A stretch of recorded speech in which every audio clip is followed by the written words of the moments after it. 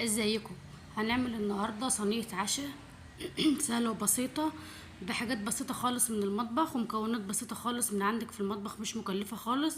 هنعمل صينيه العشاء الجميله اللي انت شايفاها دي، بس تابعيني للاخر عشان نشوف احنا عملناها ازاي. يلا بقى نسمي الله كده ونصلي على الرسول ونبدا في المقادير اللي معانا.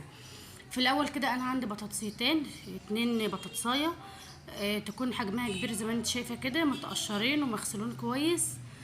هبتدي ابشرهم بالمبشره زي ما انت شايفه كده.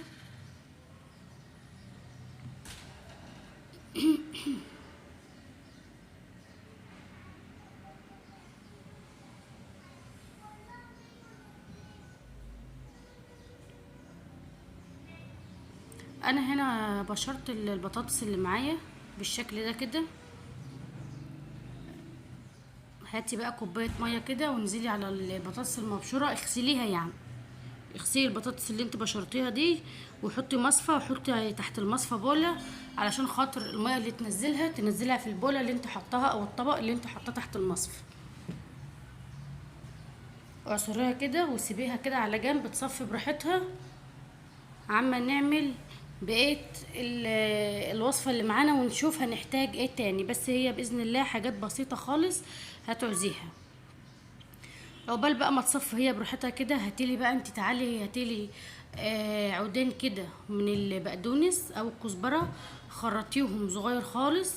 ومعايا فلفلاية واحدة، لو مش موجود عندك انا بسهل الامور عليكي. انا هنا معايا فلفلتين، لو عندك فلفلاية واحدة برضو حطيها.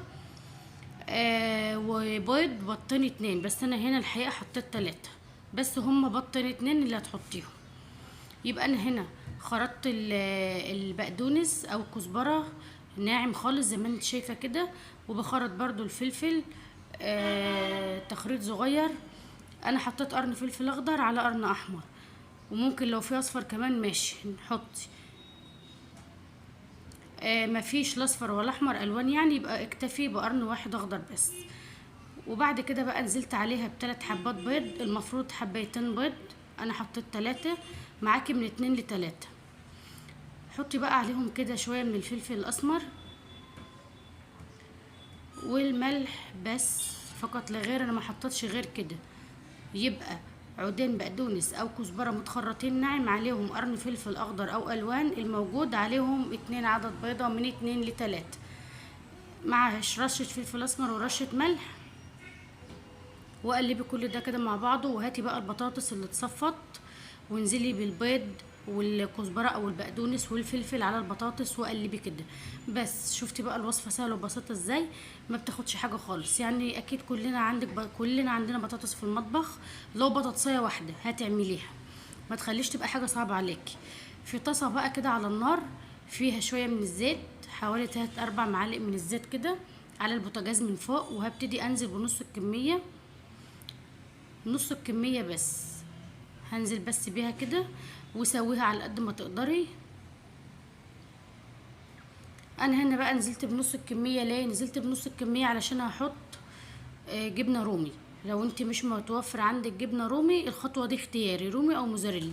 مش موجود لا دي ولا دي، يبقى حط الكمية كلها. الوصفة يعني طعمها زي العسل، مش محتاجة، بس انا قلت ازود في النص كده، حطيت جبنة رومي وبقت الكمية فردتها على وشها من فوق. انا بقى يا ستي ممكن تعملي زي ما انا بعمل كده على البوتاجاز من فوق، انا هوريك الخطوتين اللي انا هعملهم. انا عملت معاكي على البوتاجاز من فوق عشان لو انت ما عندكيش فرن هتقدري تعمليها على البوتاجاز من فوق، تستوي وتاخد لون مع سوا من تحت على نار هاديه. وبعد كده هنقلبها على الناحيه التانية لحد ما تستوي وتاخد لون برضو، ويبقى كده بألف هنا وشفا. تمام. خلاص مفيش كده، مفيش بوتاجاز او مش حابه تحطي على النار من فوق، يبقى هندخل الفرن على نار هاديه برضو من تحت كده على الارضيه بتاع الفرن على نار هاديه. طبعا هتستوي مع اللون اللي هتاخده، ونولع الشوايه من فوق وبألف هنا على قلبك. دي خطوه البوتاجاز. انا عملت كده وعملت كده وعملت برضو في الفرن معاكي اهو، عشان لو ما عندكيش مش حابه تعملي على البوتاجاز من فوق يبقى تعملي في الفرن، مش حابه في الفرن يبقى على البوتاجاز من فوق. وعايزه اسهل عليك الدنيا. خلاص. طبعا انا استوت من تحت، يمكن الاحرف بتاعتها باينه. ولعت لها الشوايه من فوق، خدت لون وكان طعمها جامد بصراحه، كان طعمها يجنن.